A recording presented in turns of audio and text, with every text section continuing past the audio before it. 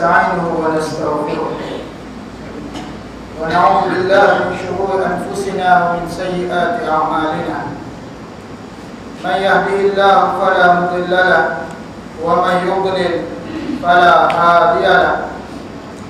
أشهد أن لا إله إلا الله وحده لا شريك له وأشهد أن محمدا عبده ورسوله.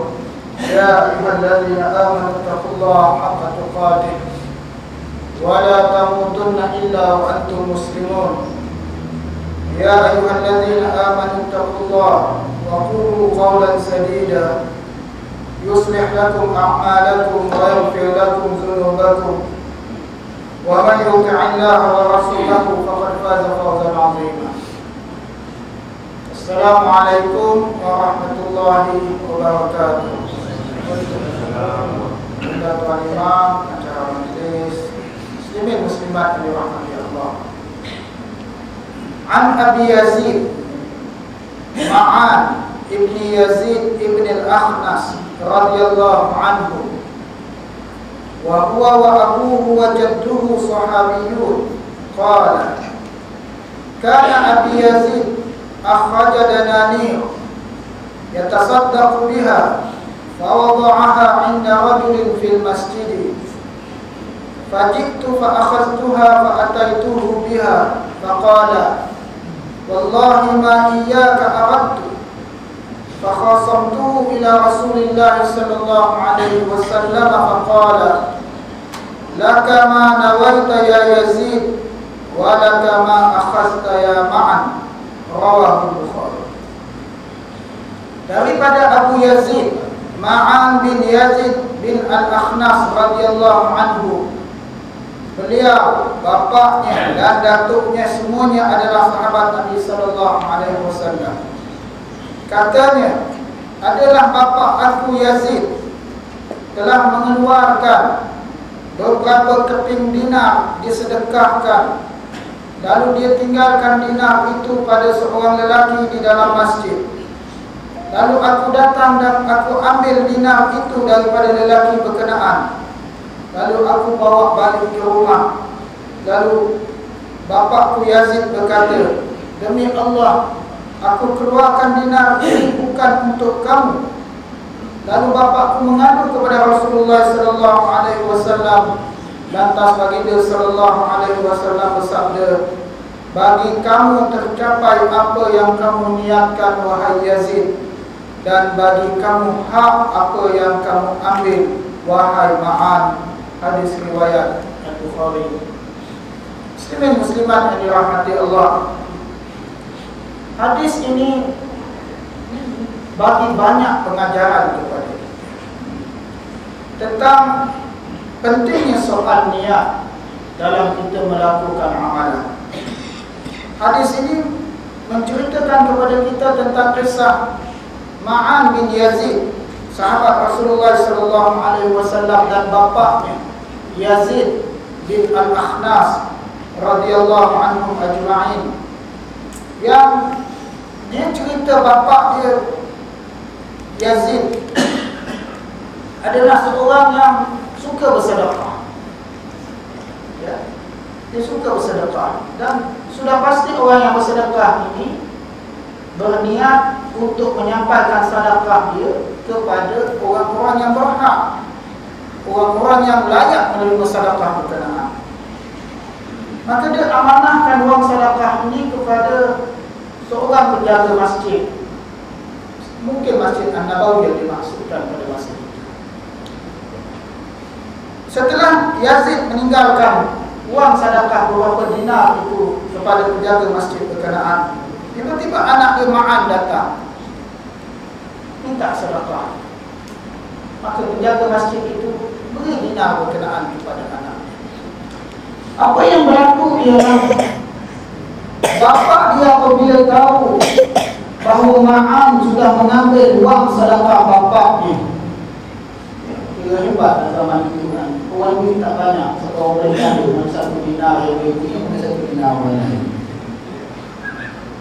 Maka bapak dia tak puas hati. Dia mengadu kepada Rasulullah sallallahu alaihi wasallam. Kerana dia berniat agar dinar itu dibagi kepada fakir miskin. Ya. Tetapi Ma'an ini seorang yang fakir juga, sebenarnya anak dia sendiri. Maka mereka berdua menghadap Rasulullah SAW. Dan baginda SAW memutuskan suatu perkara yang menjadi kaidah bagi masalah hukum dalam banyak perkara hidup kami ini. Baginda SAW berkata, "Laka ma nawaita ya Yazid, wa laka ma akhasta ya Ma'an." Bagi kamu apa yang telah kamu niatkan. Ya. Artinya dia mengadu kepada Rasulullah, bimbang dia tak dapat pahala. Sebab dia bagi amanah kepada penjaga masjid itu bagi kepada fakir miskin, bukan bagi pada anak dia. Tiba-tiba yang ambil anak dia, dia bimbang pahala itu dia tak dapat. Ya. Maka Rasulullah SAW sebut, "Laka ma nawaita ya Yazid." Apa yang kamu niatkan kamu dapat. Siapa yang terima lepas itu bukan urusan kamu. Sebab itu Syekh Al-Utsaimin rahimahullah taala dia bagi contoh. Kalau dah berlaku kesilapan dalam pemberian dalam perkara seperti ini. Contoh, kalau orang tuntut zakat daripada orang fakir, minta kita bagi zakat kepada dia, dan kita tak siasat bagaimana kedudukan dia, lalu kita keluarkan zakat berkenaan kepada yang memintakan atas anggapan dia orang yang layak, dia orang yang fakir, mungkin dia belum stabil, ya? Mungkin dia apa keadaan sekalipun yang layak dan dia menerima zakat kita bagi. Tiba-tiba terbukti setelah itu dia bukan orang yang layak menerima zakat. Apakah zakat itu sudah terkenal? Ya, dia sudah terkenal. Sebab waktu kita sedekahkan itu, waktu kita keluarkan itu, diniatkan atas nama zakat. Soal yang menerima itu memasukkan maklumat diri dia, itu urusan dia dengan Allah Subhanahu Wa Taala. Sebab itu kita selalu nasihat kepada orang yang mengambilkan zakat. Tak perlu nak selidik sedalam-dalamnya. Tak perlu nak selidik sedalam-dalamnya. Kita tahu dia fakir, kita tahu dia layak, bagi sahaja. Sebab tuan-tuan, kalau kita lihat Al-Quran sebut tentang masalah hukum zakat, takut kita.